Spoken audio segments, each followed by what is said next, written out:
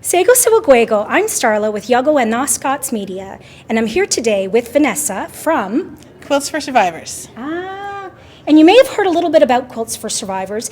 It is an initiative where very compassionate and empathetic people make quilts for residential school survivors. And I don't want to get into the details because that's really not my thing, but we're going to give it to Vanessa and she's going to let us know exactly what the program entails and who the beneficiaries are and some of the results. So I'm Vanessa Génier, and I'm from Mississauga Cree First Nation, and I live in Timmins, Ontario.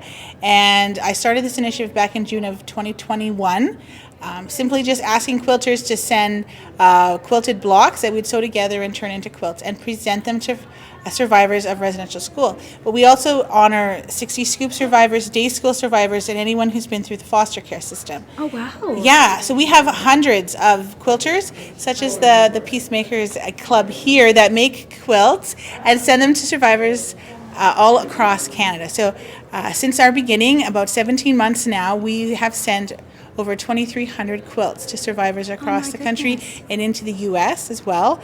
And we have received donations from all around the world. So no borders, No. just anyone within the continental United States and Canada. They're able to send in requests or... So how it works is you go to our website, www.quiltsforsurvivors.ca, and there, right at the top it says request a quilt, so you can request one for yourself or a loved one, or in honor of a loved one who has passed over.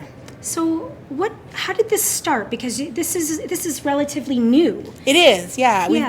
We've been organized since June of 2021. We became a registered nonprofit organization in October of 2021, and it came out of the stories out of Kamloops, hearing of their unmarked graves and the impact it had on me being a third-generation survivor, and just thinking of all of my relations and how it must affect them.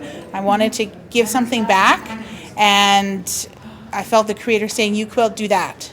So from there, I just reached out to quilters and said, can you send blocks? Just send us little quilted blocks, and we'll make quilts and we'll ship them off to First Nations. And then survivors heard about it, and then it just spread like wildfire. And it has. yeah. You see it everywhere right now, Yeah, right? yeah. And so now we have a guild here in Oswego, and so that's very, some of the stories that were being told spoke about always being cold, not having enough food, and just being able to address something.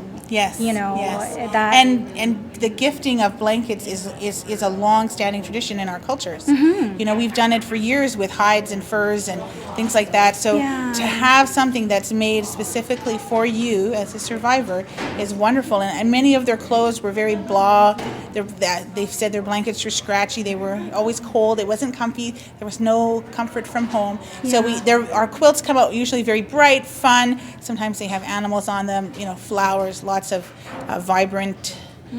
It just gets me emotional. Yeah, it's a great feeling. Yeah. We have a special label that goes on all our quilts. Okay. That's an eagle feather it says Quilts for Survivors.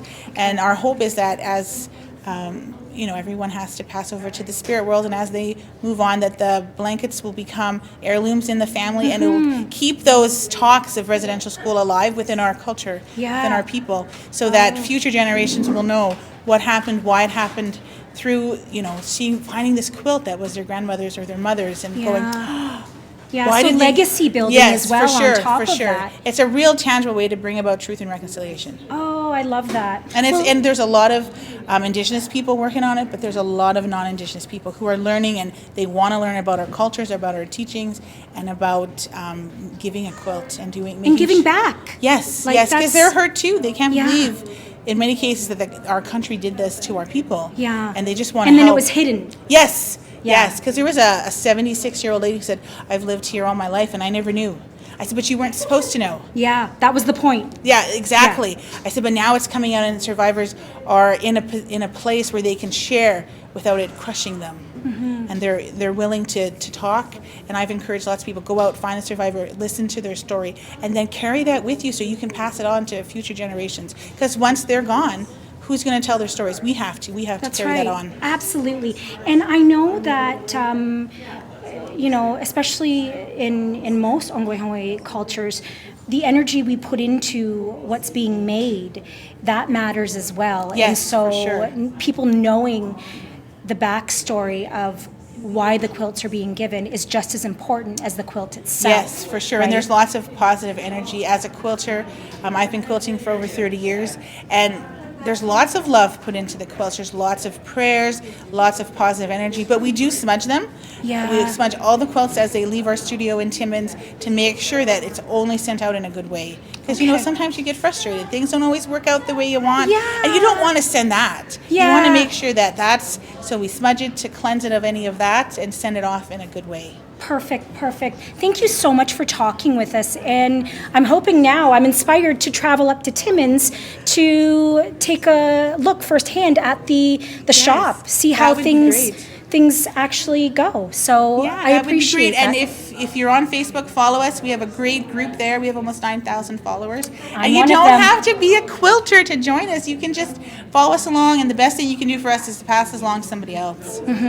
And there's a lot of stories that go on in the group as well, Yeah, and that's yeah. a Survivors huge are part. sharing their stories, Yeah. or they're sharing how they feel about receiving that quilt. One gentleman said when he wrapped himself in it, he could feel love.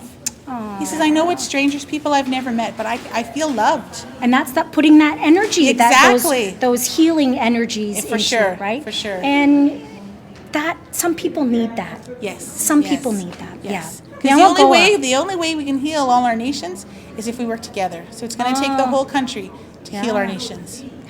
Yo yanale. Yo goa. Miigwech. One